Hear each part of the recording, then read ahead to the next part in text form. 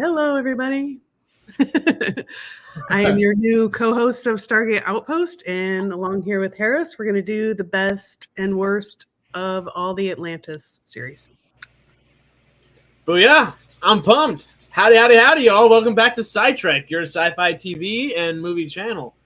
We have, kind of made it official after 2 weeks of, or I guess technically a week, Right. 0.5, we'll give it, Yeah. for last week's, for Stargate Outpost. Yeah. After 2 weeks in a row, we were like, you know what?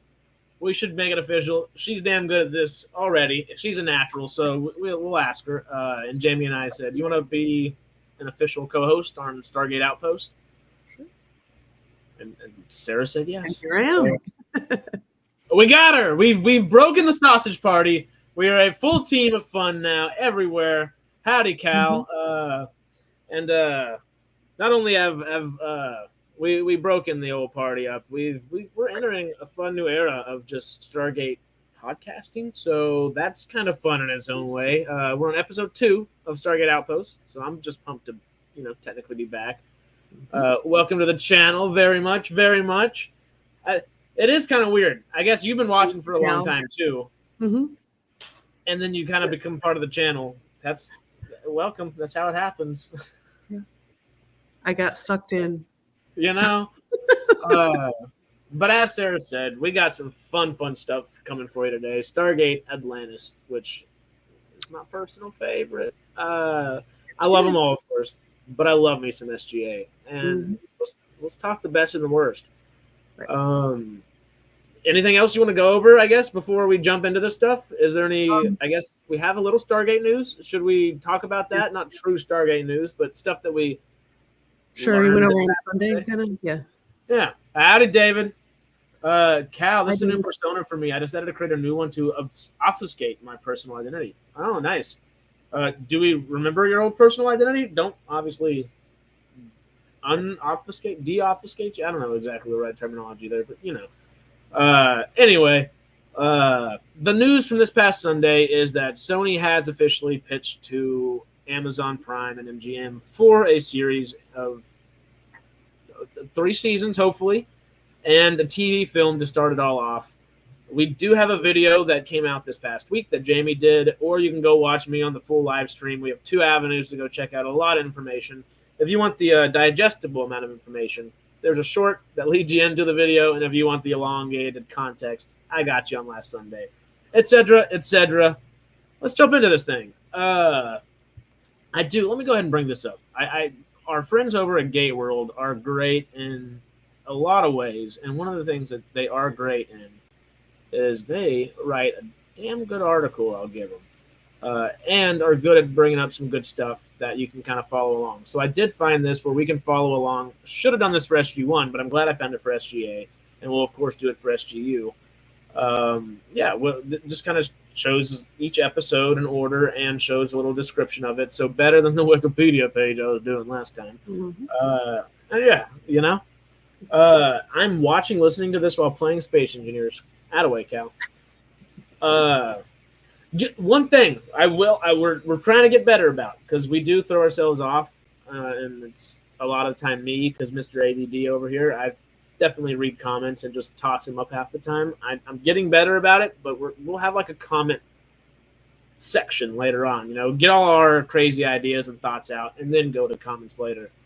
Of course, something pops up that's interesting, we'll talk about it. But that's just kind of like the general idea. We're attempting to get in that direction. ADD, we'll see. But season 1 of Stargate Atlantis. What are you thinking, Sarah? What's your favorite episode? My favorite is the 2 that kick it off, Rising Part 1 and 2. I mean, had to go with that. I mean, and they are good episodes. I mean, you get some Jack and Daniel in there, and they do a good job of setting it all up. I'm with you. I love them. The ones that I put, because I didn't know if we were gonna have the caveat of like the double episode cheating again or not. So I was like, all right, don't choose it. Although Robert frickin' Patrick. Can we have Robert Patrick for more than an episode? Oh, yeah. Him in it, too. Yes. Wish. The 2 I put, trying not to, because I do love that one probably the most overall. But I really like The Storm, when you get introduced to the Janai. And then I like the Defiant one, which I had to look back. It's not Todd. I don't think you get introduced to Todd right then. I believe it's just a normal Wraith. But it introduces, obviously you've been introduced to the feeding system, but it shows that, hey, the Wraith can feed off each other. This is much more complex than what we were led to believe initially. And it's early enough on where you know that you can explore that avenue. Right. I like that. I like it. I find it fun. But it's going to be the Storm. I love the Janai. The Janai are terrifying and great and useful and not useful. And you get O'Brien, so hey, Real quick though, howdy and happy Wednesday, everybody. I know I'm bad. I'm just saying all the howdies real quick. That's right. And yeah. I'm with you. So season 1, what is your worst episode? I put Suspicion. It's the one where they suspect, Tayla's people, and they suspect Tayla, but it turns out it's her necklace that Shepard finds earlier in the series. Yeah, I get that. Kind of just ho-hum. It's an iffy episode. I get it's. I guess I didn't choose that one because it makes sense to me. I just tend to be hyperlogical sometimes and try to put myself in it. I'm like, all right, you're in a new place. These people just got taken out of their old home, saved, so they're gracious, but also everyone's cautious in their own ways. So it makes sense to me. The ones that still kind of make sense to me, but I just don't think, not necessarily unfondly about. Obviously, I watched all of Stargate in the pandemic in the quote-unquote lockdown for the first time. So when Hot Zone came on, where they're stuck inside for the entire freaking episode in a lockdown, I'm just like, come on. And I guess that kind of has poo-pooed it a little bit to me. And there's a lot of really good world building that goes on in that episode. Yeah, I can see that. You got to trudge through. I feel like the episode could have probably taken 8 to 10 minutes off. Mm-hmm. But, you got to hit your 42-minute runtime. The other one I have for that, though, because early on I was having issues. I was like, which one do I pick? So I kind of gave myself 2 options. My other option for this one, which I think is the one I'll go with, because I do like Hot Zone overall. I like them all overall, because the other one I chose was Letters from Pegasus, and I guess I should bring these up as we're talking about it. You, of course, chose Rising Part 1 and Part 2 for your favorite. Mm-hmm. And your least favorite, it wasn't Suspicion, what was it? Suspicion, yeah. Oh, it was Suspicion. Okay. I just reread that with, I think David said it, and I was like, okay. Yeah. Make sure it's the right thing. Yeah. Suspicion. Duh. Suspicious of the people. Yeah. And then I guess my favorite overall was the Storm with the Janai right here. Mm-hmm. And I think my least favorite, it might be Letters from Pegasus. Yeah, I thought about that one, but I just thought Suspicion was a little, at least with the letters, you get more of like a look at the characters, of what they would say to their families and stuff. Yeah. I guess that's a difference in taste, where both episodes are probably the weaker of the season in their own ways, but one leans towards character building and one leans towards world building. Right. And I'm a sucker for some world building, so sorry, Letters of Pegasus. It's a good episode. You get a lot of great character stuff, and you get in-depth stuff, how they feel about being away from home, who they've left behind at home, all that cool stuff. Yeah. It's just like, can we do this in season 2? Maybe the first couple episodes of season 2 or something. Mm-hmm. It just felt early. Yeah. But is that so? Okay, overall, I guess we need to decide our overalls, and I'll write them along as we go. Okay. Overall, the best episode for season 1. Is it the Rising Part 1 or 2? Just the Rising in general? Yeah. I don't think you can split them. Okay, the Rising is our best. What are we saying is the worst? Suspicion? I don't know. You said the Hot Zone? Were you saying Hot Zone was a worst or a favorite? Worst. I was saying Letters from Pegasus and Hot Zone were the 2 that kind of stood out to me as like, yeah. But I'd be down for Suspicion. Because it's just, it doesn't as much as it does good world, I can't speak, good world building based upon like where they're at in the story. It's not ultimately heavy set world building. All it does is move one group of people to another section of the world. So yeah, let's do that. Suspicion is our worst. I'm trying to make sure I spell it right. I guess it's just me, so I don't need to read it that bad. As long as you know what it says. You know? Yeah. Season 2, though. Season 2 is when we ramp up in like the best ways possible. We get freaking, I guess we don't lose Rainbow Sun Franks.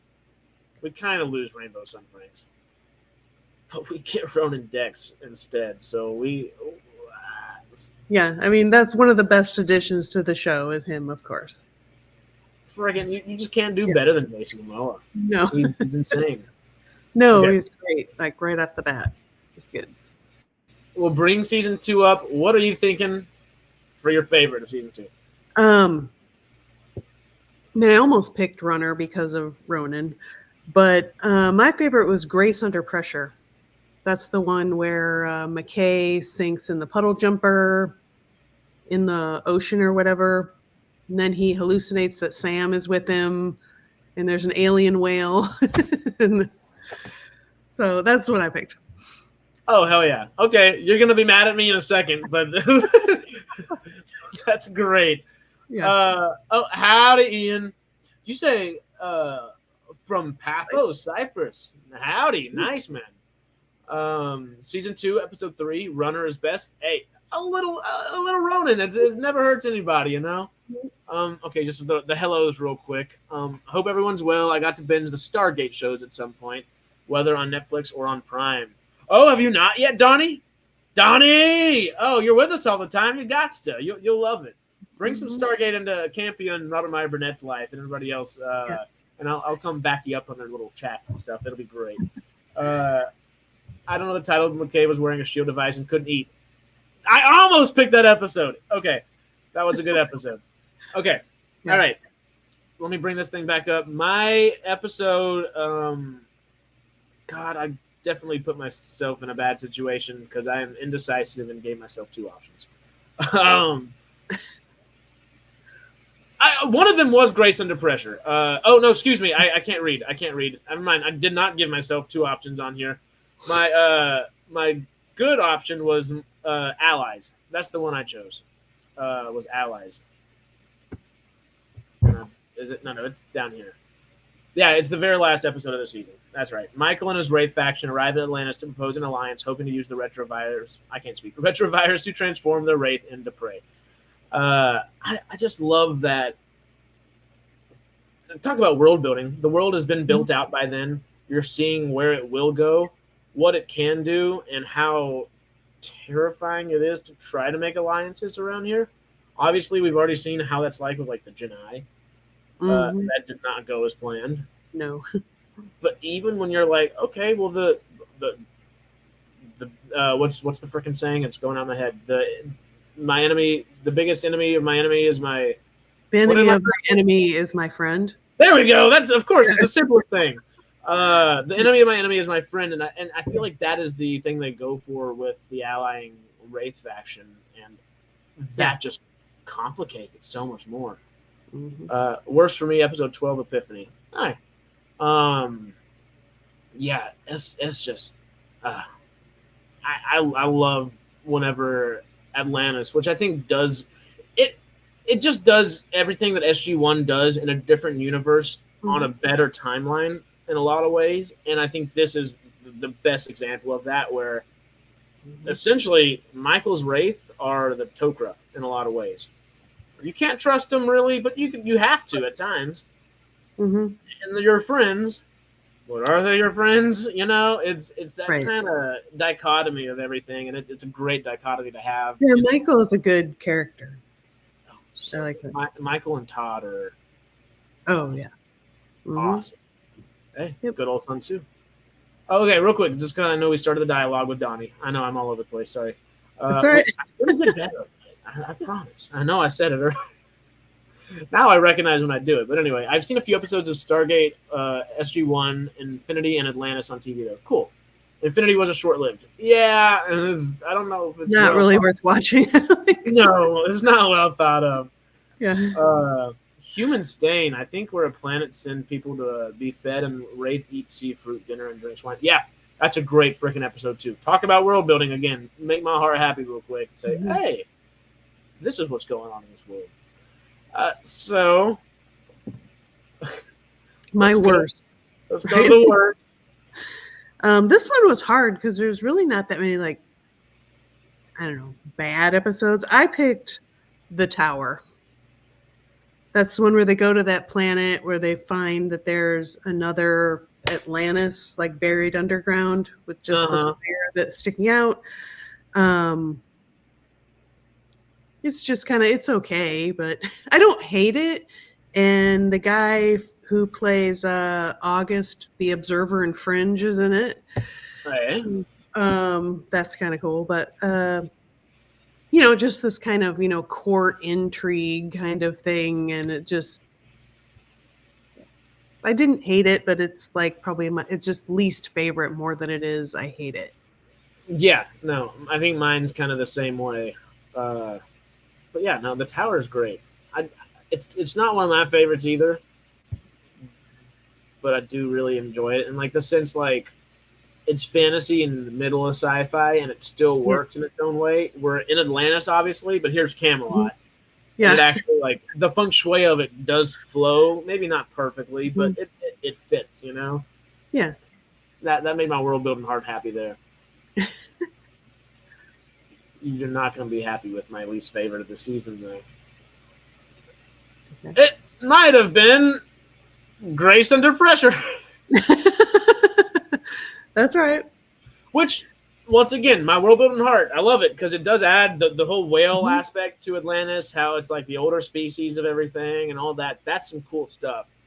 Right. The description I wrote under my worst thing over here to remind me what it was is McKay, horny, fever dream, water. And yeah, that's about it. But I guess I just like it because McKay is like my favorite character, and it kind of centers on him, and you know the Sam appearance. You know, gotta like Sam's hilarious in there, and great looking, of course. I mean, it's just David Hewlett's performance is really good. So it's so good. It's so good. It just didn't like give me enough to chew on necessarily. You know, I think that's my ultimatum there, but. So, what are we deciding is the best? What you chose? It's not going to be mine. Grace Under Pressure, and I chose Allies, I guess. Which I'm not opposed to not choosing Allies. Is there another one that would be like both of our second favorites or something? Maybe. Oh, let me look here. The Lost Boys is good in its own weird kind of way. Yeah, I thought about that one for a second. And Runner. Oh, Runner. Oh, yeah, I forgot Runners. I would go with Runner then, probably. As I said it, I was like, I like the Lost Boys, but Runner, yeah. Yeah. What are we gonna say for the worst though? I don't mind saying The Tower because it even though it does have that feng shui for something that doesn't necessarily normally fit, it doesn't necessarily normally fit nonetheless, you know? What did we just say? Runner. So, are we sticking with Tower or? Yeah, I think we should. I mean, it's hard to find a really, really bad episode that season. No.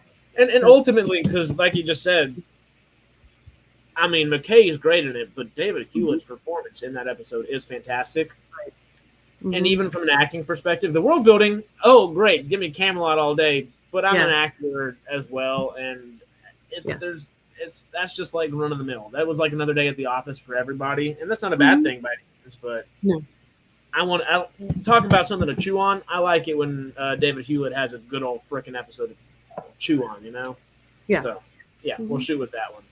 Yep. So, let me take this out of here and bring up season 4. What are you thinking about season 4? Season 3, you mean? Oh, are we on season 3? I'm skipping ahead of myself. It's all right. I just wrote S3 on here, and I guess I skipped past it completely. Season 3 is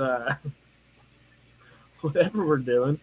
There we are. Okay, Up and Adam. There she is. What are you thinking? My favorite, and I think this is maybe one of the best episodes of the whole series, is Satita. Yes. Okay. I love Satita. Mm-hmm. You know, we get kind of Ronan's backstory. There's some good action in it, you know, and it's kind of funny that Beckett is the one that ends up kind of saving the day in the end. And he thinks Ronan's going to kill him, and then, you know, Ronan hugs him for killing the guy. So yeah. It's one of those ones where you just scream out at the end of the episode. You're like, I love this. Mm-hmm. Just that pure joy, you know? Yeah, especially when like the jumper kind of comes out of the stealth mode or whatever. And that was really cool. That episode particularly had some not like scary things going on, but it posed an actual danger to a lot of our main characters, and it made you ask, are we actually going to lose somebody this episode? Like, I don't necessarily expect to, but are we? Yeah. Are they going to throw us for a loop? It's not the first time they would have ever done it, you know? Mm-hmm. And just having us ask those questions, it elevates it almost to like, you know, obviously whenever you're watching Game of Thrones, you're like, anybody could die any freaking second. Like, we could be having a conversation in the middle of like a garden, and an arrow just flies in, or someone starts dying of poison, you know? Like, it felt more like that in that episode. And I think SGU does that really well. This was that nice bridge in that gap where, like you said earlier, it feels almost a little bit more mature because of some stuff like that. Yeah. Yeah. Yep. So I didn't choose Satita as much as I love Satita. I almost did. That was my second one. So that is my second option. So that probably will be the one that we go for. Where is McKay and what was it? I love McKay and Miller and Miss Miller as well. I love the sister coming in. Yeah, that's good. But wait. Oh, you know what? I'm reading on the wrong thing. That's why I was confused right there. Common Ground, the one I've already clicked on. Surprise. That's the one where I think it is the first. It's not. Is it the first introduction of Todd? You're definitely hanging out with Todd. I think it is the first introduction of Todd because that's the same Wraith, I believe. Tell me if we're wrong, chat. That Todd is the Wraith that Shepard is imprisoned inside of the Jedi prison with. Oh, right, yeah. They're kind of like, am I going to eat you? Am I going to have to try to kill you? Are you going to eat me for a little bit so we can like do this and go? It just was such a good, not a dichotomy. I've already used that word because it's not a dichotomy. It's a multitude of angles that they have to play in one prison cell. And it's a smart episode. Mr. Mensa, Joe Flanagan, John Shepard himself proves he was a Mensa man in that episode. And he keeps himself alive. And not only that, he befriends a frickin' Wraith. Yeah, Todd. Cool. And Todd, it could be an unpopular opinion. I think Todd might be my favorite Stargate Atlantis character overall. I could see that. He's very kind of complex. He's not totally bad, not totally good. He's kind of trying to walk this line of being friendly with humans while keeping the Wraith on his side. You know, he's kind of he doesn't want to befriend the humans, but he doesn't want to get rid of his Wraith friends either. No. Where can we go? Right. I like options, you know, and I feel like Todd tries to put himself in a position to have as many options as possible as often as he can. Yeah, and I like that. Yeah, it's kind of terrifying when Michael does the same thing, but Todd Wraith I like. But Michael kind of has a grudge, doesn't he, because of what they what they did to him. So, where Todd is more like self-interest, I think. Okay, we'll get back onto the worst real quick, but just thinking about that for a second. would you think wherever we pick back up, if we're picking back up and immediately, like, whenever we get our new series and TV film, fingers Mhm. crossed, knocking on wood, Sony, come on, please do Yes. something, and then Yeah. call your boy. I'll take a role. Huh? Or audition for a role. I won't take one. Just don't offer. Just audition. I'll do it, please. Uh, McKay and Miller is the best episode. I love that episode as well. Mhm. Sarah, Midway, I yeah, agree. everyone loves it. That being said, wherever we pick up, whenever we get the new Stargate, Mhm. obviously the last couple of weeks I've kind of said, hey, Atlantis actually feels like and sounds like it may be the best place and group of people to pick back up with the series on. Obviously, we all want SG1 in our own way, and we all Yeah. want SGU just to be completed. I'm always dreaming, Melvin. Always. Uh, in this dream, whenever we get our Stargate back on our screens, is Todd still a Wraith? Or has Todd seen Michael after all these years? He says, you know what? We have a lot of Wraith. We have precedents where an entire Wraith colony has been turned back into humans or turned into humans. Right. So if it Yeah. can be done, and he's not very friendly with the Wraith necessarily anymore. He did kind of burn a few bridges by the end of the series. Yeah. I think he's still a Wraith. Okay. Don't know why, just a feel of the character. Like, I just feel like. I'm kind of with you. The thought came to my idea, so the idea came to my brain, so I thought I'd ask it. Grammar, but yeah, I think he'd still be a Wraith too. The only like caveat that I could maybe see is maybe he did get inspired by Michael and say, you know what, technically, because he is smart, obviously. So technically, Michael has it the best out of any Wraith. Obviously, he's pissed off because he ended up not he was. It's kind of screwed up that he was not under no free will in anything there and transformed. Yeah, that was pretty messed up. I mean, he did start off as terrifying space vampire bug parasite thing, but I know humanity's so much worse. Would never want to go into that. But anyway, it's still not no free will, not a good thing. Right.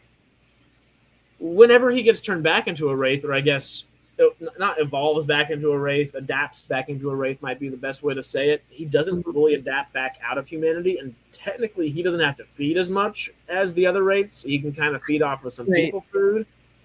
Yeah. The only caveat, do you think Todd would say, hey, that's actually the strongest version of Wraith? Maybe turn me into a human and then let me go back and I'll be halfway. You won't see me as much of a threat. And maybe I can survive longer. We can do this, and that.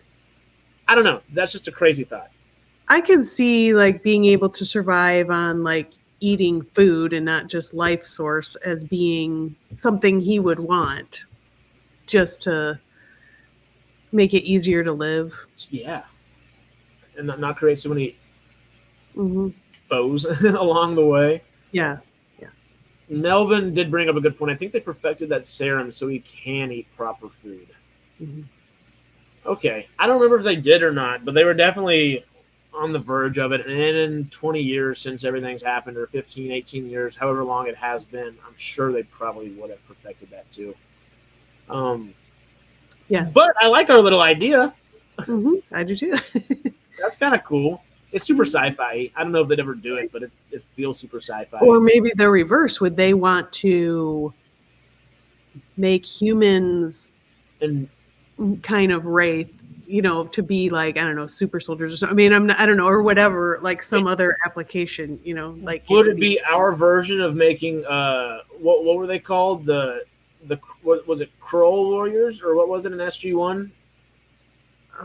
When they were turned into like the super soldiers, but that could like be our version of it where they still have humanity and still have access to their brain. Yeah. But surprise, now you're a parasitic vampire bug from space. Yeah. Yeah, I could see maybe like what is it? The NID? Is it NID? Yeah, like doing something like that. If they Heck, I still didn't tell her to exist. get it working. Does the NID like even exist anymore? I don't remember. But Well, they exist, but aren't they technically?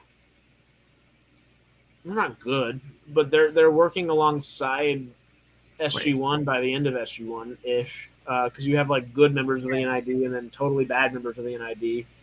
right. I guess I'm more thinking of kind of the darker side of the NID wanting to do human experimentation and things like that. The Mayborn kind of side, huh? Yeah. Mm. Which turned Colonel Mayborn into a wraith and Yeah. give us that guy on our screen for another 30 years, please. Mm-hmm.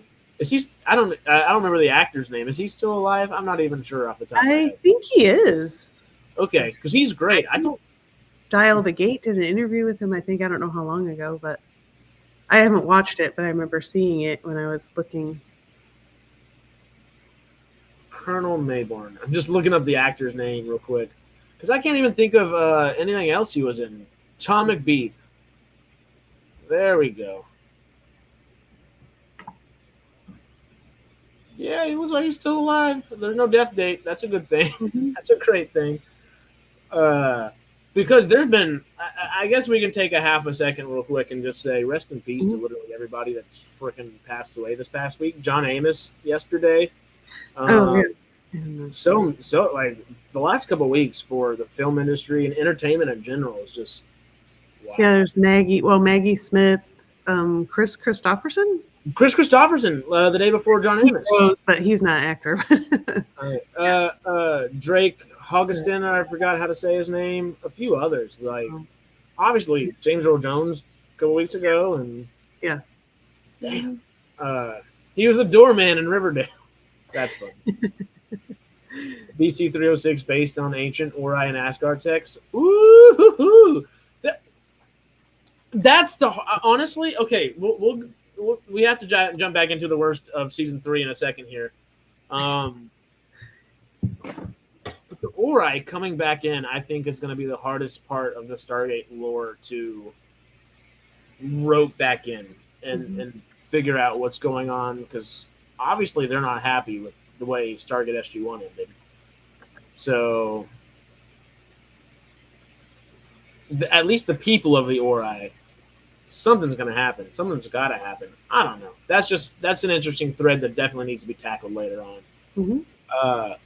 But jumping back to Stargate Atlantis season 3. What was your favorite again? What was your favorite episode?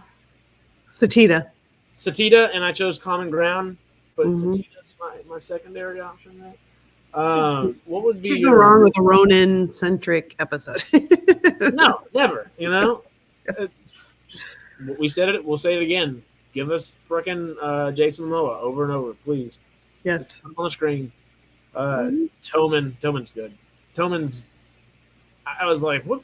Where's this character gonna go? And he went places, good and bad. You know. So, the worst episode in your opinion? Phantoms. It's where they go to that planet and there's like a wraith generator that messes with people's minds. And it's the episode where at the end McKay is like, "You shot me." Yeah, which that part's funny. Yeah. Yeah, I totally skipped over this. I didn't even read it. Going through all this, honestly, I just blanked over it. Mm-hmm. It's not, I mean, you get a little bit of more Shepard's background, I guess, of what happened to him, like in the Middle East or whatever, which is a little bit interesting. But that's when you get some of that Mensa talk, I think, and Rodney's like, "No way," and yeah. Coquad, Michael, how you doing, man? Some of my favorites are Michael, season 2, Sunday, season 3, Midway, season 4, The Daedalus Variation, season 5. Can't decide on my least favorite episodes, though. I don't blame you, man. Tomorrow, we're going to do some fun stuff and maybe start some Star Trek and stuff. And once the Star Trek and stuff's going, we might be hanging with a little Coquad every now and then. Might be premature. Forget I said it, or just put it on your calendars. All the above. Anyway, the worst episode that I thought for SGA which now I'm thinking it might be Phantoms for me of season 3. The two that I put down, I don't love because they're just they take you out of everything that's really going on. I put the Real World where is told Atlantis with an entire figment of her imagination and all of that. Once again, it's just another episode, kind of like Hot Zone, where I do like everything that's going on and it makes sense and it introduces good elements into the story. Yeah. Just cut freaking 10, 15 minutes out of it. I get that you have to make it the Monster of the Week episode, but it just there's not enough substance, I feel like. And that's the Real World right here. And then the other one that I chose that I couldn't really decide between was Sunday, which I don't think it's going to be Sunday. Sunday is just like, okay, we're going to have a fun episode. I feel like that was more for the cast, not necessarily for the fans or the story, but for the cast. And you can tell they're having a good time. You can tell they're all happy. You can tell it was just a good day at work. Good couple days at work, week or two probably. Least favorite does not mean it has to be a bad episode. Definitely. Least favorite does not mean bad, for sure. Right. So Sunday, that's probably out of the running for me. I'd probably say if I had to choose one, it would have been The Real World from the list that I gave. Right. I mean, I thought about that one, but I just thought a machine messing with your mind was kind of dumber. I don't know. You only have seen it happen how many times, and how many times are we going to see it happen a little in bit the series? Repetitive thing. Yeah. So I'm with you. Phantoms is our worst, and our best was you chose Satita, and I chose Common Ground. Yeah, Common Ground. Oh, that's which a hard is one. good now that I think about it, but Satita is still better to me. But it's up to you. I'm with you on Satita. I think just because I love Todd, and I'm biased because I did say he's my favorite. But there's more going on in Satita. I think as a whole, you get all that world building stuff, which you totally get in Common Ground with the Janai and the Wraith and Atlantis trying to not recapture, but get Shepard back, and then we got to take a Wraith with us, all that kind of stuff. But Satita does all that and adds the Satitans into things as well, because there are still Janai in the Satitan story. So we're going Satita. Had to talk myself up to it. Anytime, man. I'm pumped. And obviously, you don't have to wait for our calendar. Just go check Cold Clud out. Oh, Cold Clud. There we go. I didn't say that very well. I was like, figured out what I'm trying to say. Was that the Light 2.0 episode? Which one? Sorry, I just was talking. Phantoms? Phantoms gives us a big insight into Shepard and what he was in Antarctica, really expands the character. Yeah, but it's definitely like a retrospective instead of let's tell you that and telling the story at hand, It was exposition. Phantoms is exposition. That's what that is. It's a fun way to do exposition, but overall it's exposition. Yeah. Now, okay, this is where I was getting really indecisive, and I have a best for season 4, not a worst, and I don't have a best or worst for season 5 just yet. So these are going off the cuff like last time, but we have the cool list to look in front of, and I guess my brain will decipher it in the meantime. What did I pick for the? All right. No. Season 4. Your favorite? My favorite for 4 was Midway. Although The Last Man deserves a mention as well. But I think Midway, you got to go with Midway. You get Teal'c and Ronan together fighting Wraith. I mean, can't get better than that. It's still good. Where are we? Midway. Yeah. Did I just completely pass it up like twice? Yeah, you did. It's I didn't write down what number it is. It's kind of in the middle of the season, towards the end, I think. Oh, there we go. I literally passed it by 2 or 3 times. Read, I promise. Right. No, Midway is great. Mm-hmm. The one I just watched it last night, so yeah. Well, okay, the Midway, just the Teal'c aspect of that. Mm-hmm. That we talked about that, I think, the other day. Just I don't know if it was on Stargate Outpost or just like a Sunday or something, but just Mm-hmm. getting to Teal'c and Ronan for that entire episode, having Taylor, even for Teal'c, she's still like, okay, I might not be your mom, but I'm definitely this dude's, like, maybe not mom, but I'm a sword mom in a way. And she's standing over him just like, oh, these two.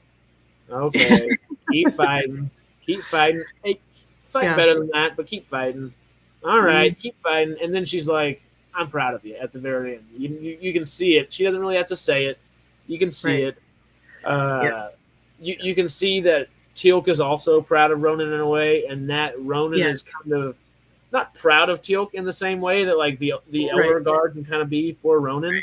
But Ronan's just as excited. He's like, that was one of the best fights I've gotten in a long time, of course, if not the best fight, you know? So yeah, they both have that like love to fight and win. You know, they're and it's badass. Mm-hmm. Oh yeah, it is. I mean, yet remains jovial. Yeah, it's nice. It's so nice. Honestly, I don't know. Wish we would have got more of that. Yeah, I was about to say, like, I wish we could have more episodes like that, but I don't know anybody cool enough to fight. Like, we'd have to have an old man show and Braytac versus some other old guy.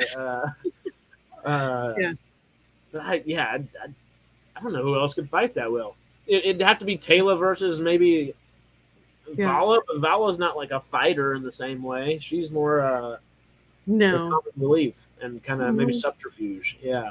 Yeah.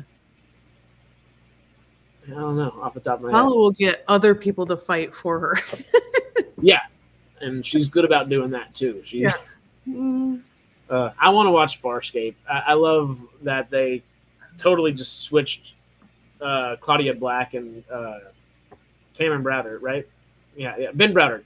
Cameron is the character. Ben Browder. Cam, there we go. Brain fart, as always, there. I love that they just switched their character from Farscape, essentially. That like the tonality of each one of those, they were like, yeah, just switch them up and then have fun. It was cool. I do wish that SG1 was probably SGC at that time, just for the sake of like continuing for MGM. I think we would still have it, maybe, if that were the case. But yeah, I mean, the shift from 8 to 9 was like the show takes kind of a big shift. Oh. I mean, they make it work okay, but it's still kind of like feels like it's like, okay, now this is like a different show, you know? When it even feels different than Atlantis. When like Atlantis feels like SG1 polished a little bit. SG1's like, now we're gonna try something even newer, and it's like, okay, cool. It probably would have been better served in an SGC show, sadly at the end of the day. But hell, we can't dwell on that. We're dwelling on what's going to happen in December and by Christmas.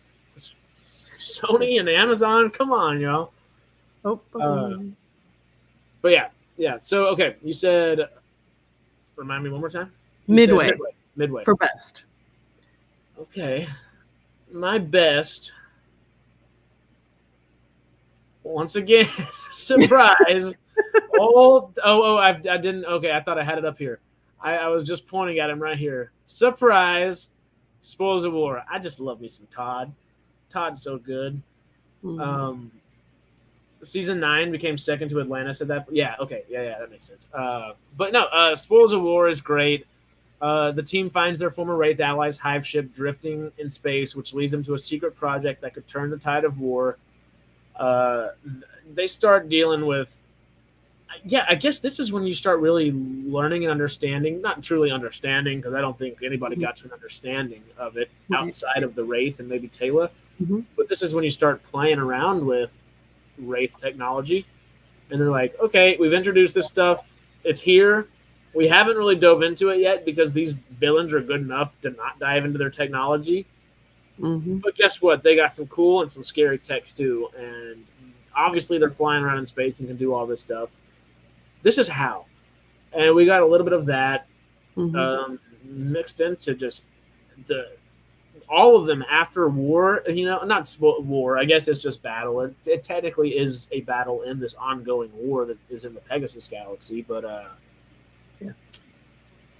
it's not that they're all jovial, but everyone's more excited because, hey, we don't have to fight right now. We just won.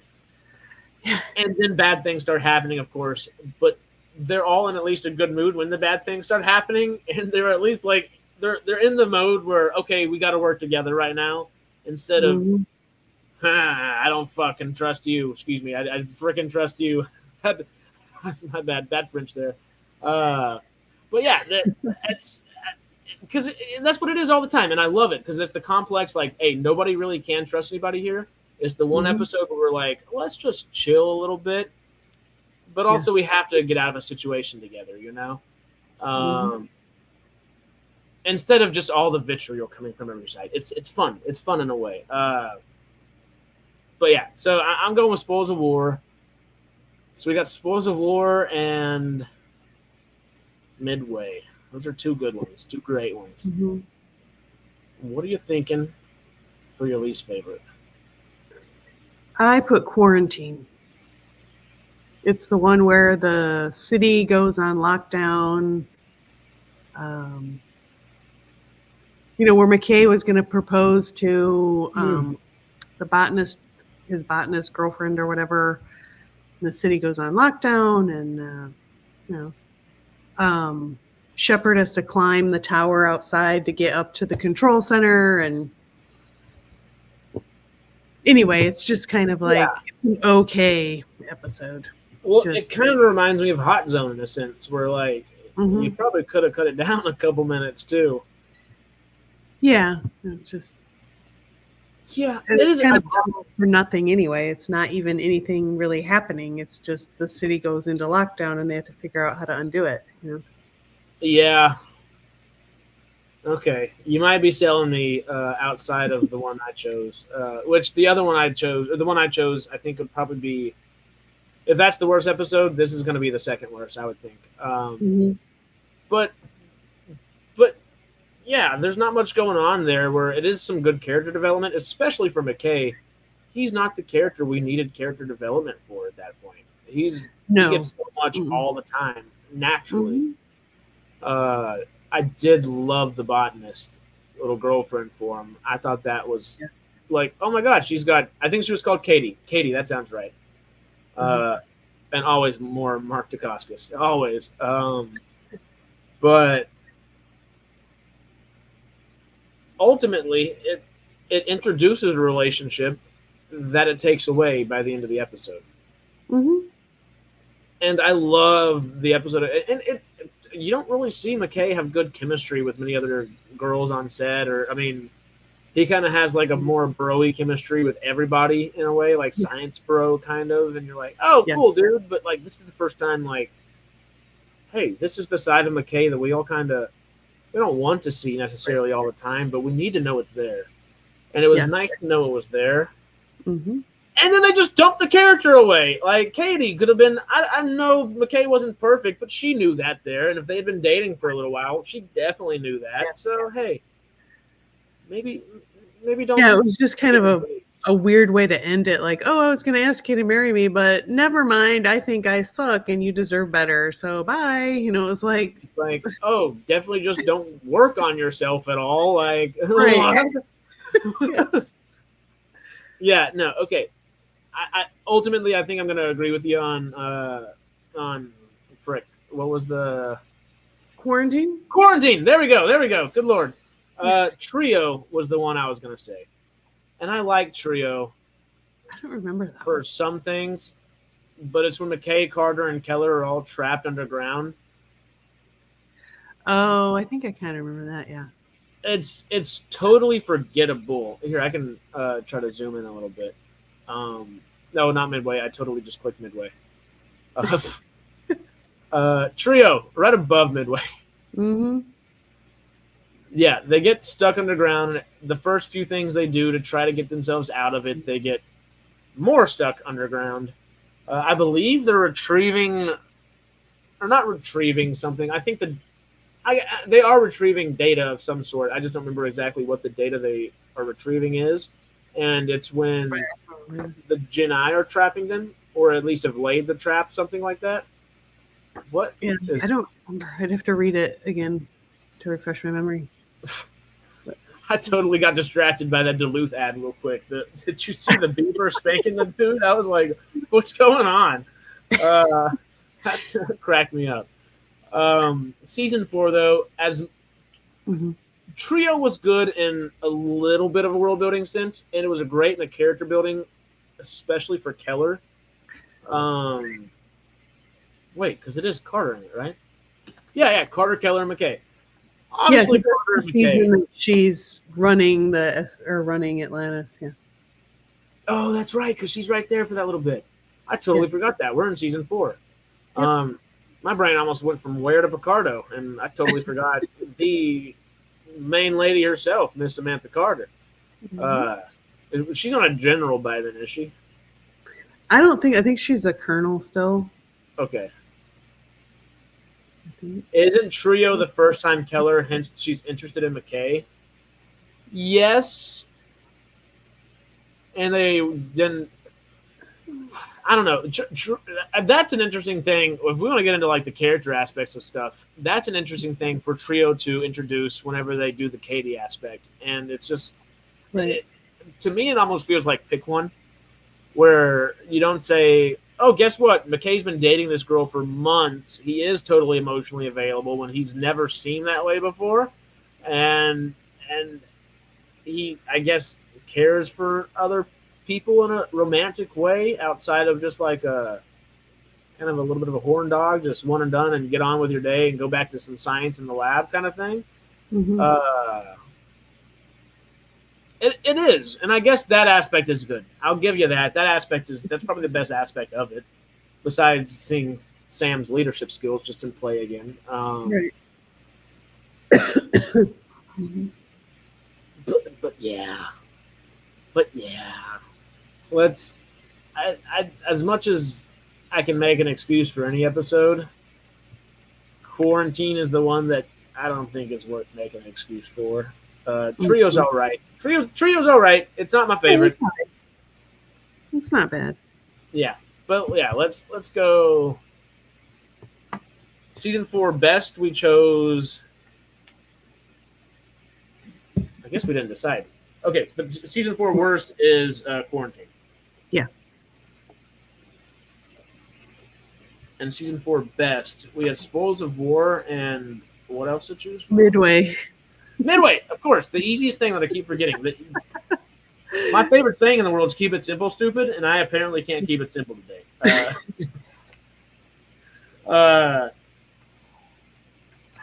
Midway's so freaking good too. It has Teal'c, you know. It has Teal'c. We'll go Midway. Because Spoils of War, as much as I do love it, that might be my world building self, you know. Mm-hmm. It's the writer in me that might like that more. Where the actor in me, I would rather be an actor in the Midway episode any day. Yeah. And that's kind of what we're grading. Yeah, action. Season 5. Whew. This, I totally misread myself. I did have a best and worst for season 4. This is where I got indecisive. We're going off the cuff for this one. So you might see my brain trying to remember and do a bunch of stuff. But in the meantime, what were you thinking is the best, your favorite episode of season 5? Well, I'm cheating a bit with the 2-parter, but it's got 2 of my favorite characters, Daniel and McKay. I got to go with First Contact, Lost Tribe. Ayo. Oh, and I know that's cheap, but they go together. You can't really pick one. You know? And the veneer are so great too. Yeah, you get that, and you get McKay and Daniel together. It's great. Oh, yeah, those are both so good. I'm just looking at all these, and they're all so damn good. Yeah. Search and Rescue, The Seed. I was going to go with like, the final episode of the season, but then I remembered these two and I was like, oh, I got to go with that. Vegas is also good too. Vegas is good, but also the episode before you end your series, that's what you do? I know. It is a little odd. Odd placement for sure. Mm-hmm. Seems like it should have been earlier in the season or something, but it feels like it should have been earlier in the season. I guess I see why they didn't sequence it that way, but also it totally feels like they're just shooting for a spinoff. Like, hey, are you sure you don't want to take this one real quick? Or right. Yeah. I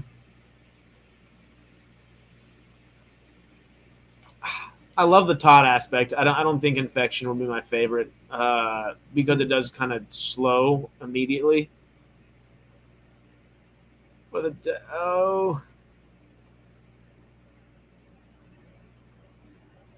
okay, I think I know my least favorite.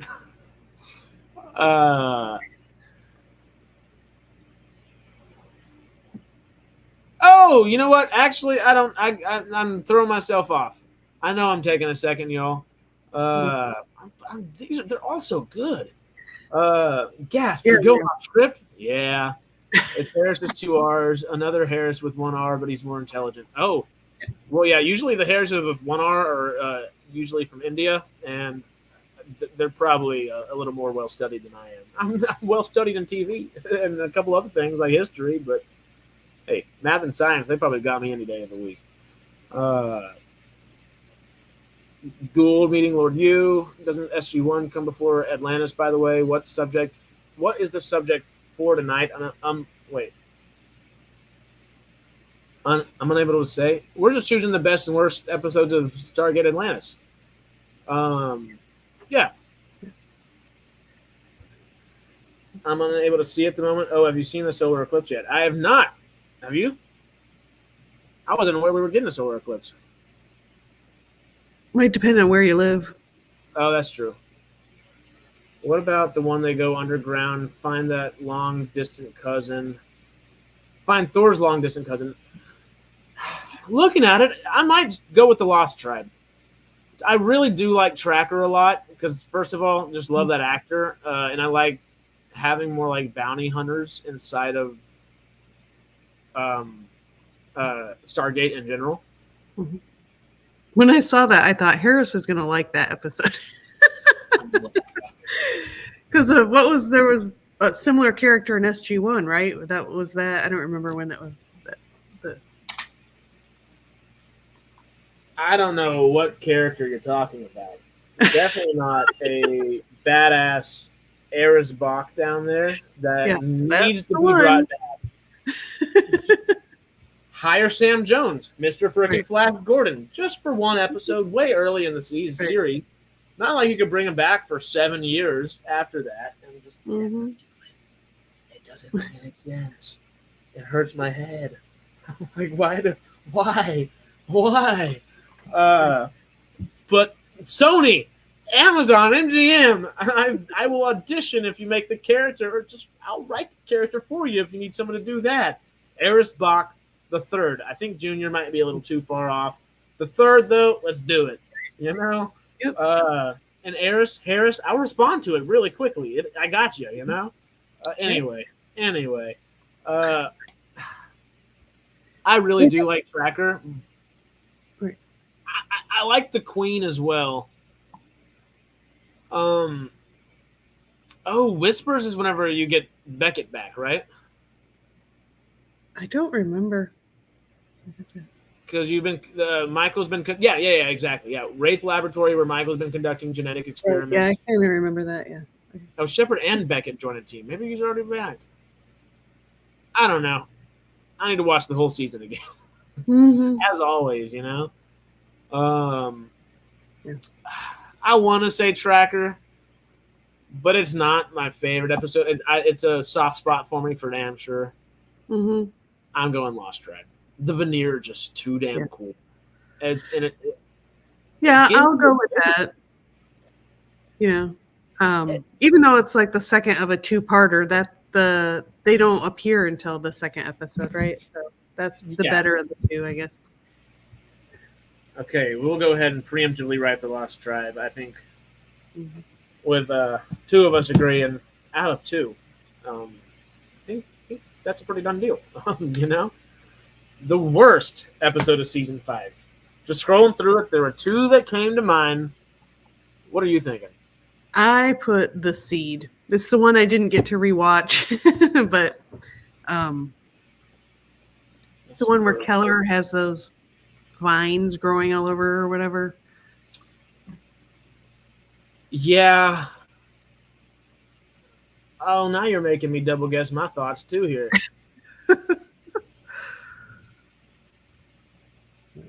Studying formula derived from information in Michael's database, the doctor hopes the serum will reverse the deterioration of Dr. Carson Beckett's organs, allowing him to be removed from stasis. Keller confides that during the 2 months Beckett's been in the pod, McKay visits him regularly to share news. Yeah, it's like a sweet episode-ish. Right. I don't know. That one's not the best. No. It shouldn't have been a season 5 for sure.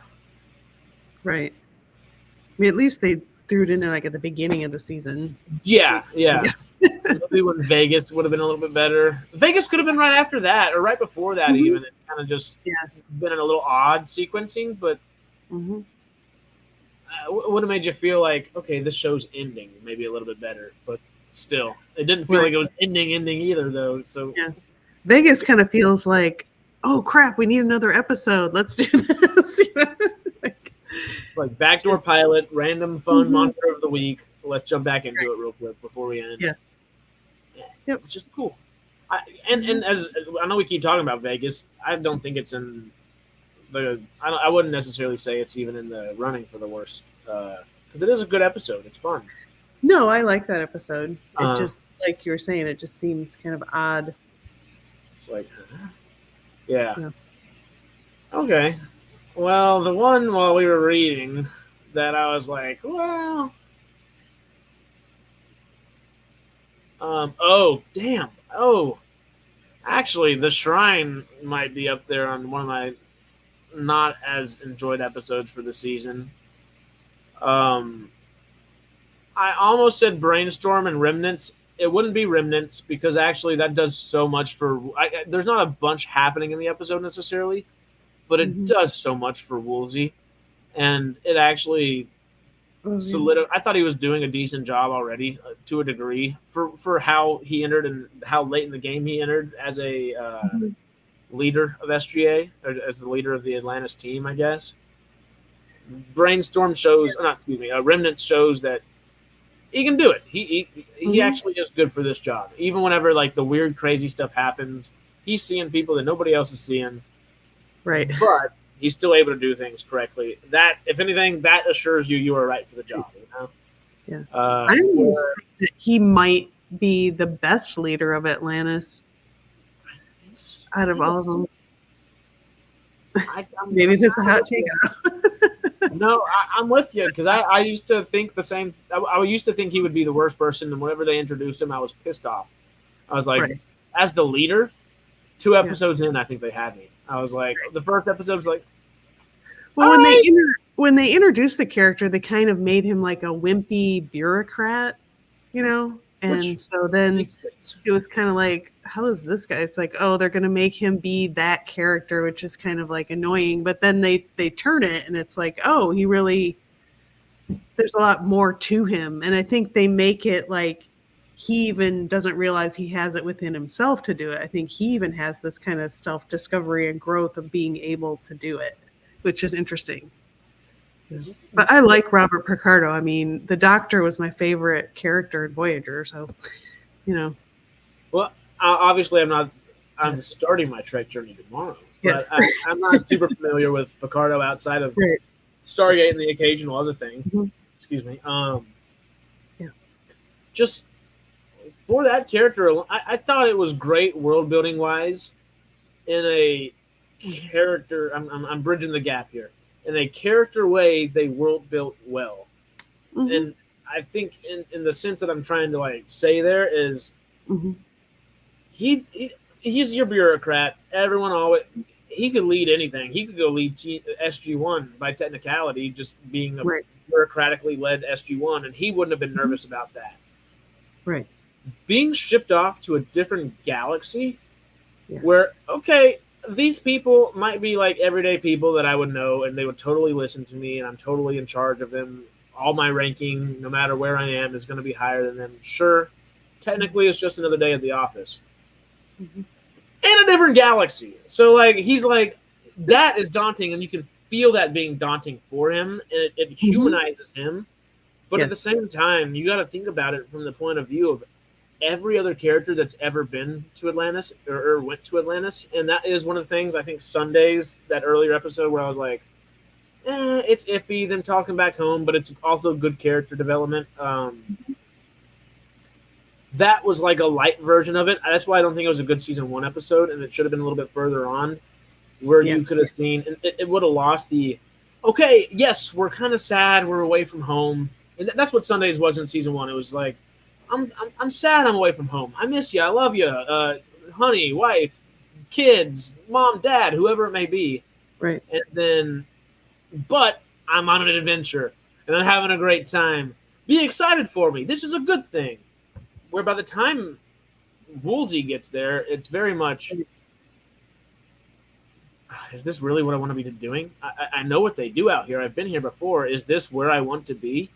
I could be better served for what I could do and what my own, I guess, abilities are elsewhere. I don't know if this is where I should be. And obviously, his higher ups have thought, you're good at this. This is where you should be. We're going to put you here. Yeah. And it's him saying, there's a certain point I think in the episode where he has to like buck up. He's like, I either got to buck up or shut up and leave. Yeah. And he says, I'm in it. I'm in it. I'm the leader. I'm here. I'm in it to win it. I know it was scary. I've gotten past that fear. Let's go do some stuff. And I appreciate that's the interesting development of him, is when he takes that turn. It's really good. Yeah, and just the world building aspect of that, each and every character, and we've seen some of them, of course, have a little bit of that. We've seen Shepard go through that a little bit every now and then. Right. But every character, even the ones that aren't from Atlantis, Taylor's people, like the whole suspicion thing, that's kind of part of what they're doing, is like, is this the place for us? Do we buck up or shut up? And they as a people said, we're bucking up, and they became part of Atlantis and became part of the team and everything. And thank God for it at the time, or thank the Asgard for it at the time, whatever the correct Stargate thing to say would be. Thank the ancients, I guess. Yeah, thank the ancients. Praise be the ancients. Brainstorm, though, I see why it's in the last season. It's just. I'm like, why? I'm like, just. Again, it's more like, do we need more McKay development? It's like diving into his character again. I mean, it's kind of interesting, him and Keller together, but it's like, okay, at this point we get it. McKay can be petty and competitive or whatever sometimes. It's like, we get it, and I feel like he's kind of, they have the episode in the show, but I feel like in a lot of ways he's sort of grown out of that a bit, and then they kind of take him back to that. In a big, especially with the Katie episode. I don't think the Katie episode should have been before Trio, because then it makes all the Keller romantic stuff feel less honest in a way, I guess. It'd be interesting to know from a production standpoint of maybe that's the order they were supposed to go in, and for some reason it got changed. Hell, and maybe Vegas was like the second or third episode too. Who knows? Like that it totally could be just resequenced in an odd way. I mean, the worst sequencing any TV shows ever had was when Firefly released, of course, but but it wasn't that bad by any means. At least this is like the same sequencing it released as, but what was the decision making there? Yeah. 'Cause I like that we get more Keller, but and we get her development. But at the same time, as much as she makes sense with McKay, I think I'm kind of assuming and speaking for a lot of people here. I think most of us, if not all of us, would have preferred Keller to go with, sorry, Mr. Big Bulking, Jason Momoa. Like that was set up first. It was more natural chemistry, and right. I mean, speaking of quarantine, they like kind of make out in that episode, don't they? I'm thinking if it wasn't a PG-13 show, they would have been doing a lot more than making out in that episode. Yeah. Like, yeah, I was just thinking earlier today, like if that episode was made today, they would have totally like it would have been a hookup. I think. Oh, 1,000%. And if they would have been on Showtime still, it would have been a hookup. You know, like yeah. So yeah, Brainstorm just doesn't. It doesn't. It's not that it doesn't sit well for me. It doesn't logically make sense in this part of the show. I don't think. Right. But you said Quarantine for this season, and Quarantine. That was for season 4. Huh? That was last season. Okay, what was season 5? The worst for season 5. I had picked The Seed. Oh, that's right. Oh my god. Remind me about it again, and now I'm like, good god. I rewatched everything except this episode. I ran out of time, but so I don't remember I just remember the vines growing on her, and it's sucking energy from the city for some reason, and I don't know. And then it starts getting more people, and yeah. Are you feeling The Seed or Brainstorm? Because I'm down for either or. Both are honestly, they just. It's not that they're like bad episodes. They just didn't belong in season 5. I don't think. I think The Seed, because Brainstorm has kind of some fun moments, and you at least get good killer moments out of it instead of Keller being in the back of a vine somewhere. Yeah. Yeah. Mm-hmm. Okay, so The Seed.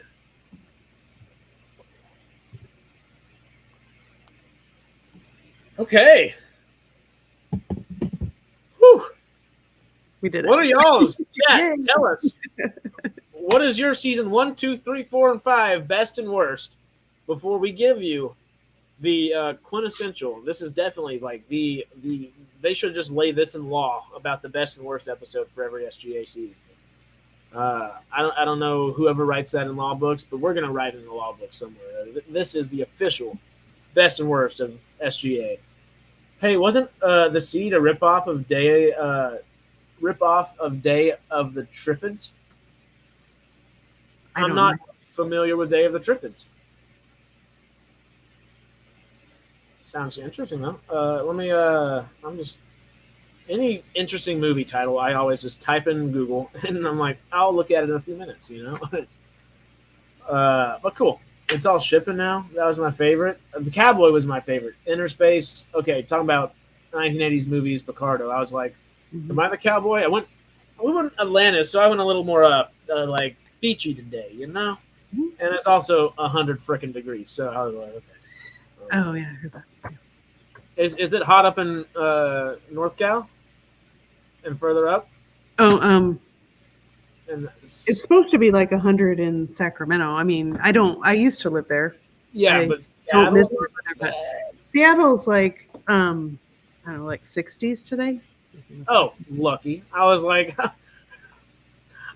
yeah, I was hoping. I'm not hoping. I was hoping the temperature would be good for you, but it's in the 60s like this week. Oh, not bad. Lucky. Yeah, because I never know how to gauge, because Portland and Washington seem like one thing, and then North Cal seems like one thing, SoCal seems like one thing, and I've never gauged it. I've never been able to gauge it. I'm not able to say I don't have Stargate Atlantis. What? Day of the Triffids. I'm confused, Rose. Day of the Triffids is a book by John Wyndham, it looks like. Novel by John Wyndham, yeah. Anyway, okay, I'm just confused. There are 2 or 3 versions of Day of the Triffids. Pick carefully. Oh, is it an episode of Stargate Atlantis too? I don't know. If it's written into law, Jay can't contest it. There we go. There we go. Which, by the way, Jay is, of course, he's also our co-host. He is available whenever he's available. He's not available today, sadly. And we said, you know what, let's not push off Stargate Outpost number 2. We will trudge forward, trudge along, and jump into that beautiful oceanic spaceship thing and head over to the Pegasus Galaxy, you know? It's low 60s on the East Coast? Why?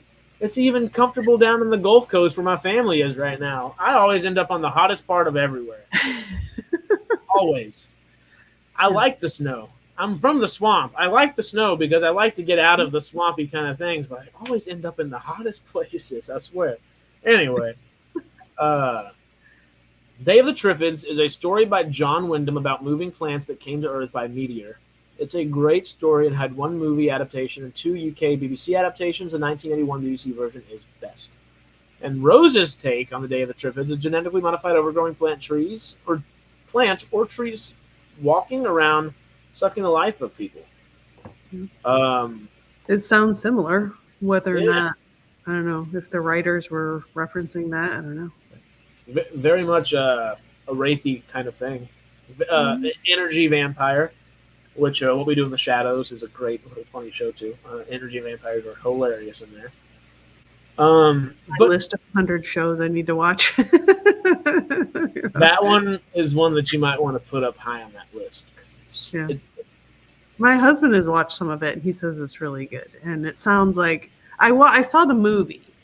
Okay, good. And do you like the movie? My kind of humor. I love it. So it's like I gotta watch the series. You know. I own that one on I think DVD and on digital and stuff like that. I love it. Taika Waititi. I used to say Taika Waititi can do no wrong.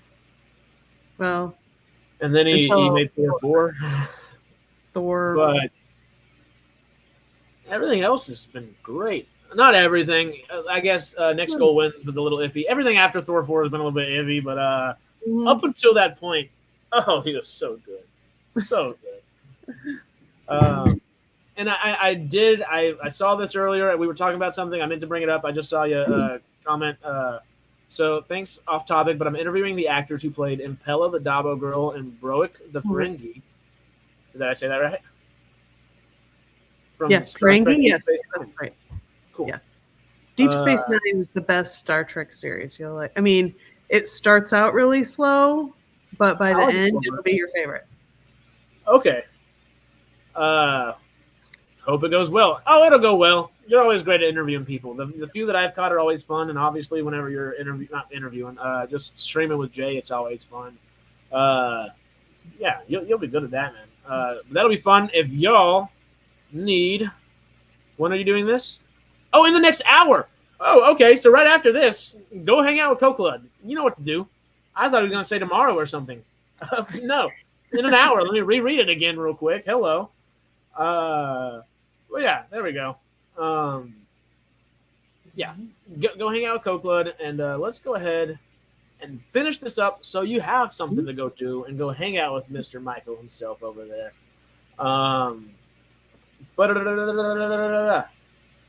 I hate the heat. You can only get so naked, but with the cold, you can always put more on or turn up the heat. And that's the truth, man. That's the truth. Yeah. The sea, that's kind of like Brandon Sanderson's book, Triss and the Emerald Sea. Oh. I haven't read much Brandon Sanderson, but I've always wanted to. It's almost daunting. Good. Yeah. I'm scared to read one of his books because I know I'm going to like it, and then I'm going to want to read all of his books, and that only is like 47,000. So, you know. Right. And it only comes out with 400 more a year. So right. I know the amount the guy's able to write is like amazing. It's like, well, like it's as someone who writes, obviously like not novels or anything, but like I write some scripts every now and then. Okay, real quick. Coklud said it's not live next week. Okay, well then wish the man luck, and then check that video out next week. Let us know. We'll advertise it for the community page and everything. Might as well, you know. But Brandon Sanderson, that just I want to dive in. I'm terrified. terrified too. The fact that that's what I was saying. Oh, I was totally got off my own tangent there. My tangent was saying that usually writers will have their vomit draft. I know that's kind of like a semi-known term where throw what you're thinking out. Just throw it out there on the paper, and you edit from there. I don't know if he's just the best vomit drafter in the world, and he's just like, here it is. Hey, you're my editor. Cut it down a little bit, then I'll reword it, and we're all set. Or if he's just like, let's just toss it, and there you go. Toss it, and there you go. I'm sure he has like his wife or a friend, cousin, whoever read it. Oh yeah, he has a whole like team of people, I think. Oh, okay, that makes sense because he's got you. I think he has his own like media company. I forget what it's called, Dragon something. I don't know, but that sounds familiar. Yeah. Yeah, I don't know it off the top of my head, but oh my god, that he is a media company in and of himself. Oh, he is literally he could produce if he had a film thing under him, he would immediately be one of the bigger studios. Right. I thought his Stormlight Archives, I heard some talk of them making it into a show or movie or something, but I don't remember. I'd have to look into it. See, I'm not familiar enough with Brandon Sanderson. Or maybe it wasn't. Maybe it was Mistborn, not Stormlight. Anyway, it doesn't matter. But I know Mistborn is film project, Dragonsteel film adaptation.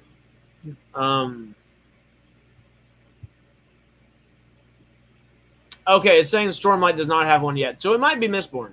Because I know Mistborn is this big series that is like it's his most ongoing one, maybe. Yeah, I think so. Okay. Yeah, I don't know. I need to dive into some Brandon Sanderson, but I also feel like there's 1,000 things I need to read first. And there are some fun sci-fi things we should be reading here soon, and I will let you know how those go. Because we might do some sci-fi books for some friends of the channel here coming up on the new year. But that's probably more New Year. So stay posted for that, y'all. Okay, real quick, we'll catch up on the rest of these comments, and then we are going to solidify, lay down in law what we're thinking is the best and the worst of every season. Rose hasn't seen SGA in years. Hey, I saw it for the first time like 2 years ago. You're all good. You're all good. IG gone ownership, stuff leaving some libraries. Digital ownership is iffy. It's very iffy. It's so useful, and it's so easy. Yeah. But you don't own anything. You're renting it. You rent it for a good price, But didn't California just pass a law saying like they have to make it clear that it's like you're leasing it or whatever, and not?